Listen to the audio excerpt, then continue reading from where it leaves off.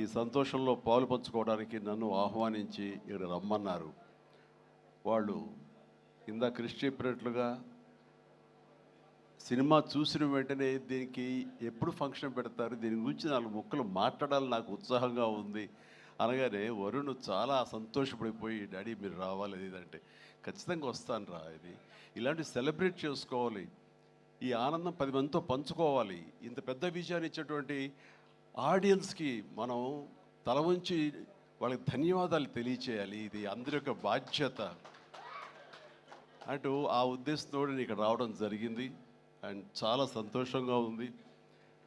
And ఒక cinema hit అయితే ఇక్కడ ఉన్నటువంటి అందరూ టెక్నీషియన్స్, పనిచేసిన వాళ్ళు, నటీనటులు, సాంకేతిక నిపుణులు, ప్రతి ఒక్కరు వాళ్ళ ఆనందం ఓవర్వెల్మింగ్ తోటి వాళ్ళు అయ్యి చూపించే రియాక్షన్స్ చూస్తుంటే ఓ ఇది కదా అని. కానీ ఒక సినిమా హిట్ అయ్యింది అంటే అది ఎంతమందిలో, అంటే దాన్ని కొన్నటువంటి వ్యాపారాత్మకంగా చూసి కొనేటటువంటి బయ్యర్లు కానివ్వండి, ఎగ్జిబిటర్స్ కానీ, వాళ్ళల్లో ఒక బ్యాంకులో అకౌంట్లో డబ్బులు నింపుతుంది. అట్లాగే ఇక్కడ పనిచేసే కార్మికులు కానివ్వండి, కళాకారులు కానివ్వండి, ప్రతి ఒక్కరిలోనూ వాళ్ళకి ఒక సంతృప్తి నింపుతుంది. కింద స్థాయి వాళ్ళకైతే కనుక వాళ్ళకి ఆ రోజున ఆ కుటుంబానికి కడుపు నింపుతుంది. ఇక ప్రొడ్యూసర్లు ఎవరైతే నిర్మించారో వాళ్ళకి ఎంత ఎనలేని సంతోషం నింపుతుంది వాళ్ళ గుండెల్లో. ఈ రోజున ప్రతి ఒక్కళ్ళ గుండెల నిండా ఆనందంతో ఈ కొరియన్ కనకరాజు సక్సెస్ని ఎంజాయ్ చేస్తూ ఈరోజు అందరూ వాళ్ళ అభిప్రాయాల సంతోషాలు మీ ముందు వెళ్ళబుచ్చుకున్నారు. ఈ సినిమా ఒక సక్సెస్ అయ్యి ఇంతమందిలో ఇన్ని రకాలుగా ఆనందం నింపుతుంది అంటే కనుక అది ప్రధానమైన కారణం దర్శకుడు, అలాగే కంటెంట్ అందించిన కథకుడు. వీళ్ళు చాలా చాలా ప్రధానం. వాళ్ళ బాధ్యత అంతా ఇంత కాదు. ఒక సినిమా హిట్ అయితే ఇన్ని వందల మందిలో ప్రత్యక్షంగా, కొన్ని వేల మంది పరోక్షంగా వాళ్ళ యొక్క ఆనందానికి కారణం అవుతారు. కాబట్టి వాళ్ళ యొక్క బాధ్యత అంతా ఇంత కాదు. ఈ రోజున మన మేర్లపాక గాంధీ గారు, ఆయన చిన్నవాడైనా సరే గతంలో సినిమాలు 1-2 సినిమాలు నిర్మించారు. ఎన్ని సినిమాలు చేశారు? ఓకే, మీరు చేసిన 6 డజన్ పైగా సినిమాలు కొన్ని చూడటం జరిగింది, కానీ అన్నీ చూడలేకపోయాను. But you have wonderful director. And ఇంత ప్లీజ్ సార్, ప్లీజ్ కూర్చోండి, మీరు కూర్చోండి, లేదా వస్తారండి, ప్లీజ్ కమ్ పైకి. సో వీళ్ళ యొక్క ఆలోచన విధానం, వీళ్ళ కంటెంటు, ఇది ఎంత మందికి ఈ రోజున ఉపాధి కల్పించింది, ఎంతమందికి ఆనందాన్ని ఇచ్చింది, ఎంతమందికి అకౌంట్లో బ్యాలెన్స్ వేసింది అనేది నేను చెబుతుంటే దాని బాధ్యత అంతా ఇంత కాదు. వీళ్ళు కేవలం స్టార్ట్ కెమెరా యాక్షన్ ఓకే అని ఒక సినిమా చేసింది, ఓకే నెక్స్ట్ పిక్చర్ ఏంటి అని వెళ్ళటం కాదు. ఇది చాలా బాధ్యతాయుతమైనటువంటి ఒక పోస్ట్ డైరెక్టర్ అనేది. సో ఆ రకంగా పూర్తి స్థాయిలో ఈ సినిమా విజయవంతం అవటం కోసంగా ఎన్ని అడ్డంకులు వచ్చినా సరే, ఎన్ని ఆర్థిక సమస్యలు వచ్చినా సరే, ఎన్ని రకాల వచ్చిన వాటిని అధిగమించి ఒక కాన్ఫిడెన్స్ తోటి, సినిమా మీద నమ్మకంతో సినిమా విజయం ముందుగానే ఊహించి ఈ స్థాయికి తీసుకురావడానికి కారణమైనటువంటి మేర్లపాక గాంధీ గారిని నేను మనస్ఫూర్తిగా అభినందిస్తున్నాను. ఇలాంటి ఈ ఉత్సాహాన్ని, ఈ యొక్క దీన్ని ఫ్యూల్ లాగా చేసుకుని గుండెల నిండా నింపుకొని మరింత ఉత్సాహంగా మీరు ముందుకు వెళ్ళాలని, మరెన్నో హిట్స్ ఇవ్వాలని, పరిశ్రమ ఆ రకంగా మీరు సేవలు అందివ్వాలి, మీరు అంత అభివృద్ధిలోకి వెళుతూ పై స్థాయికి వెళ్ళేందుకు మీరు అన్ని రకాల కృషి చేయాలి. దానికి మీ కమిట్మెంటు, మీ కష్టపడే తత్వం అండ్ ప్రొడ్యూసర్ పట్ల బాధ్యత, మీ మీద ఆధారపడే ఎంతోమంది పట్ల మీ యొక్క రెస్పాన్సిబిలిటీ, ఇవన్నీ కూడా మీరు మైండ్లో పెట్టుకుని మంచి కంటెంట్లతోటి సినిమాలు తీయాలని మనస్ఫూర్తిగా ఈ సందర్భంగా నేను చేస్తున్నాను. ఇక ఈ సినిమా సక్సెస్ చూస్తుంటే, ఈ సినిమాని చూస్తుంటే మాత్రం చాలాసార్లు డైరెక్టర్ ఒక వైవిధ్యమైనటువంటి కథ అనుకుని దాన్ని తెరకెక్కించడంలో ఒక చిన్న ఎక్స్పెరిమెంట్ చేసి అనుకోవచ్చు. అండ్ హారర్ కామెడీ అనేది చాలా వచ్చినాయి, గతంలో కూడా వచ్చినాయి. కానీ దీంట్లో ఒక ఫ్లేవర్, కొరియన్ ఫ్లేవర్ పెట్టడం అనేది వండర్ఫుల్ థాట్ అది. ఇప్పుడు ప్రతి వాళ్ళు కే పాప్ అని, కే డ్రామా అని, మన కొరియన్ సినిమాలని, వాటి ఒక దీంట్లో మన ఓటీటీలో వాళ్ళందరూ చూస్తూ కొరియన్ పట్ల ఒక రకమైన మక్కువ పెంచుకున్నారు యూత్. అలాంటిది మన సినిమాల్లో మెర్జ్ చేస్తే కనుక ఆ రిజల్ట్ వేరు, ఆ ఇది వేరు అన్నీ, ఆ థాట్ రావడమే ఇంత పెద్ద సక్సెస్కి, ఇంత పెద్ద బ్లాక్ బస్టర్ అవడానికి ప్రధానమైన కారణం. దానికి మనస్ఫూర్తిగా సభాముఖంగా నేను గాంధీని అభినందిస్తున్నాను.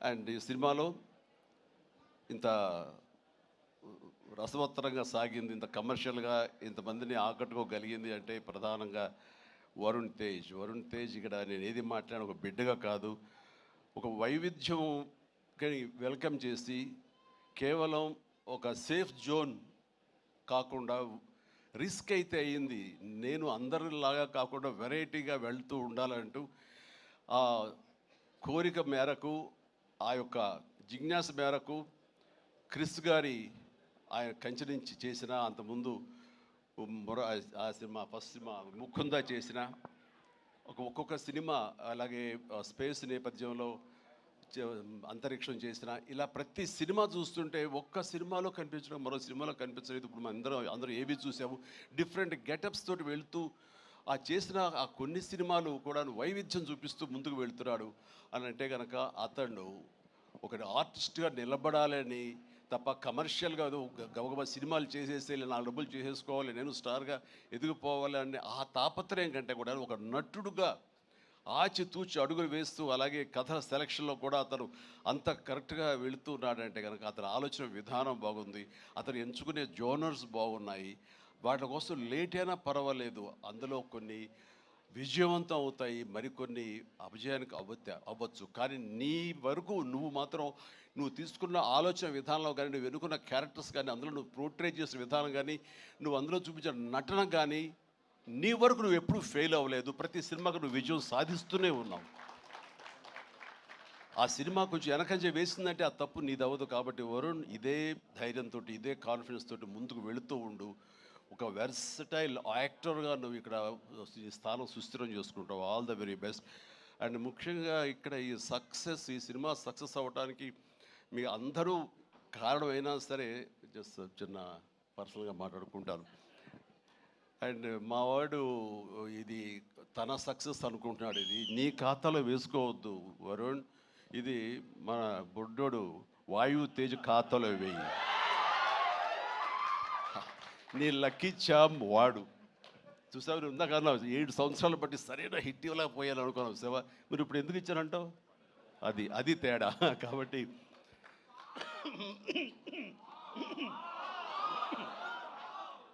మా లక్కీ చామ్ వాయువు. అండ్ ఇక నెక్స్ట్ మరొక ఈ సినిమా ఇంత పెద్ద హిట్ అవ్వటానికి మరొక స్ట్రాంగ్ రీజన్ సత్య సినిమాలు వరుసగా చూస్తుంటాను. సత్య ఇక్కడ లేడు పాప, అన్ఫార్చునేట్. రావాలని చాలా ఉత్సాహంగా ఉన్నాడు నాకు చెప్పాడు మనవాడు. అండ్ బిజీగా ఉన్నాడు. ఓకే, ఇలాంటి ఈవెంట్స్ రాకపోయినా సరే ఇది ఎలాగైనా చూస్తాడు తను, ఈ పాటికే లైవ్ చూసేస్తుంటాడేమో. సత్య నువ్వు చూస్తుంటావు, నాకు తెలుసు, అర్థమైంది. ముందు నీకు షూటింగ్ ఉంది, అక్కడ షార్ట్స్ ఉన్నాయి, తర్వాత చూసుకోవచ్చు, షార్ట్లోకి వెళ్ళు. ఈ సినిమాలో చాలా బాగా చేసావు.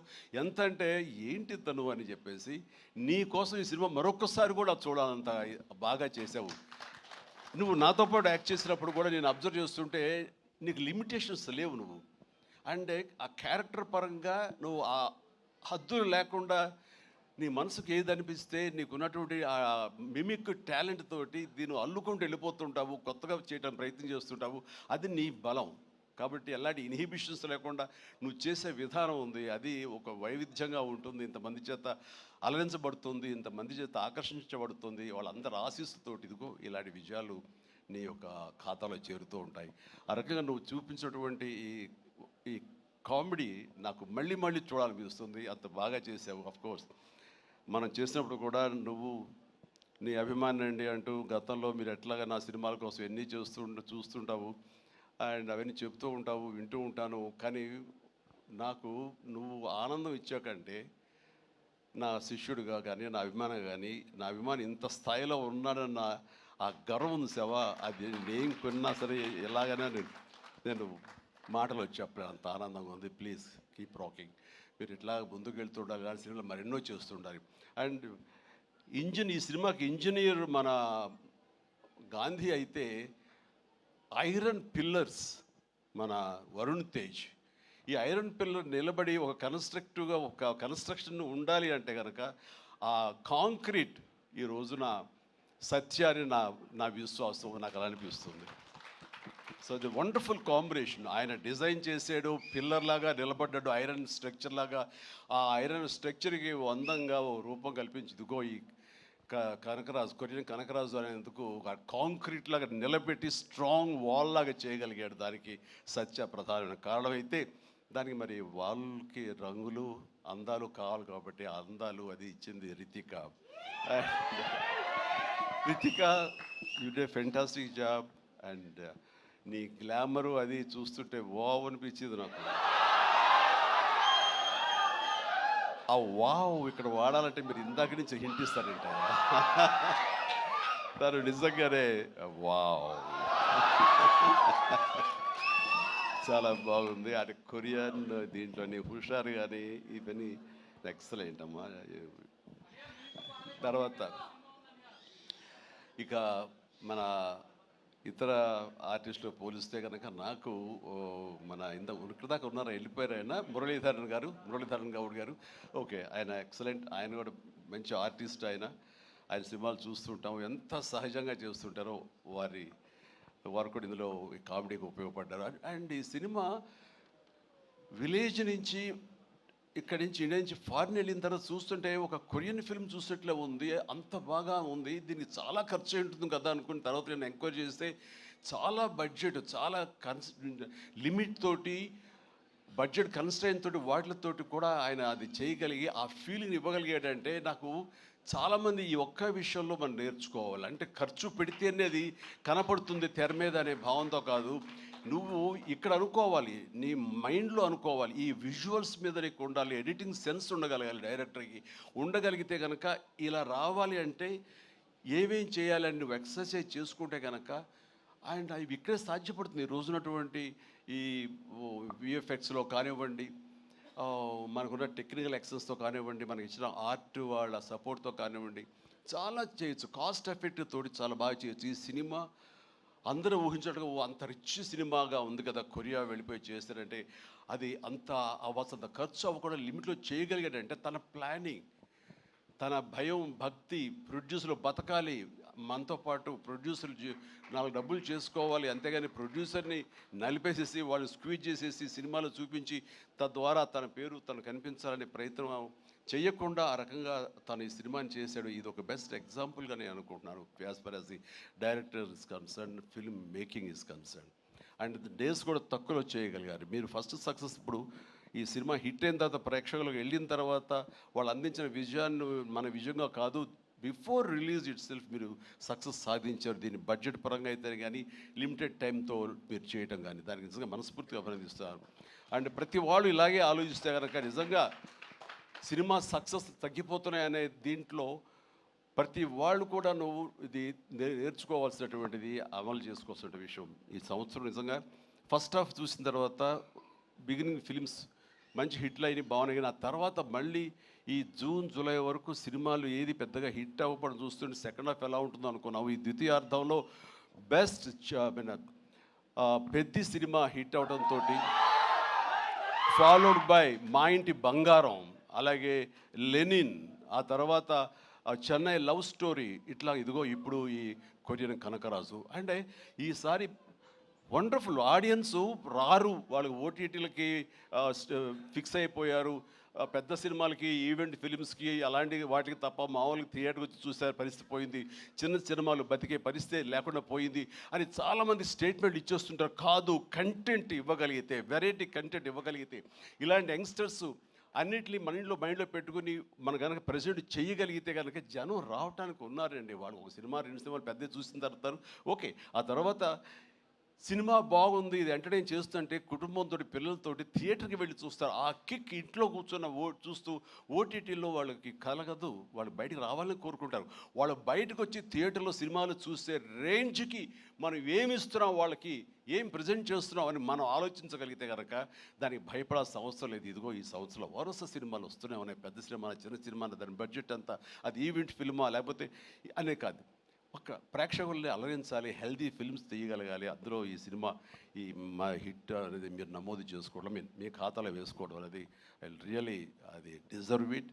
అండ్ ఈ సినిమాకి పనిచేసేటువంటి ఇతర నటీనటులకు, అలాగే మన కెమెరామెన్గా చెప్పారు సంజయ్, మనోజ్ గారు అండ్ అసాయి మనోజ్ మీ గురించి వినాలి, మీరు అమెరికాలో ఉండేవారని. And please and all the very best. And అలాగే ఎడిటర్ గారికి వాళ్ళకి ఇంక వీళ్ళందరికీ చెప్తుంటే మా తమ్మని ఏంటి అన్నయ్య నా గురించి అక్కడ మాట్లాడారు. నా హృదయానికి దగ్గరైన మనిషి. అండ్ అలాంటి తమ లెక్క తమ్మని మళ్ళీ కష్టం కూర్చొచ్చు. Please, I love you my boy, I love you. తమన్ను ఒక ఎనర్జీ బండిల్ ఆఫ్ ఎనర్జీ అండి. ఎప్పుడో బోరు కొట్టి తమన్కి ఫోన్ చేసి ఎలా ఉన్నా తమ్ముడు అన్నయ్య ఏంటన్నా చెప్పన్నయ్య వచ్చేయమంటావా, రావు సదా కాసేపు ఇది అని. తనతోటి ఇప్పుడు ఈ సినిమా చేయబోతున్నాను, ఆ సినిమా పేరు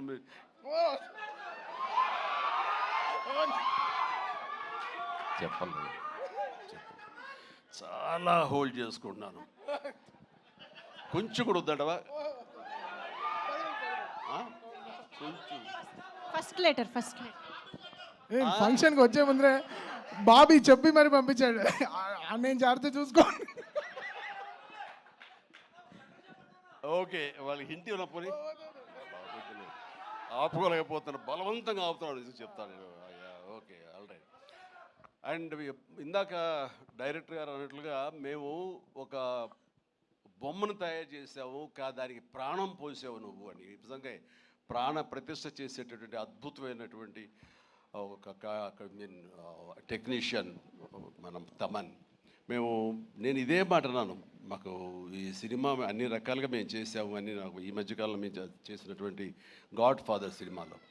అండ్ తమన్, నిన్ను నమ్ముతున్నాను, దీనికి ప్రాణ ప్రతిష్ఠ నువ్వు చెయ్యాలి, దీనికి ప్రాణం పోయాలి, దీనికి ఆరో ప్రాణం నువ్వే అవ్వాలి అని అన్నందుకు ఆ సినిమాలో తను చేసి ఆ బీజిఎమ్స్ అవి అంత అత్యద్భుతంగా ఇచ్చాడు ఆ సినిమాలో.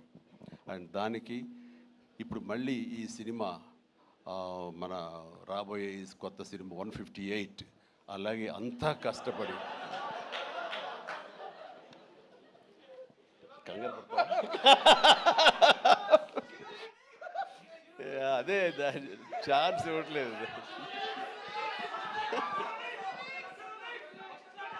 దానికి ఇప్పుడు టీజర్ రాబోతుంది నా బర్త్డే సందర్భంగా. దానికి ఇది ఆపలేవు నువ్వు, ఇంకా ఏమి చెప్పకుండా అంటే కష్టం అవుతుంది, ఇంకా చిరాకు తెప్పిస్తాను ఎంత. సో దా టీజర్ అనేది కొల్లి బాబీ చాలా అద్భుతంగా కట్ చేసినాడు.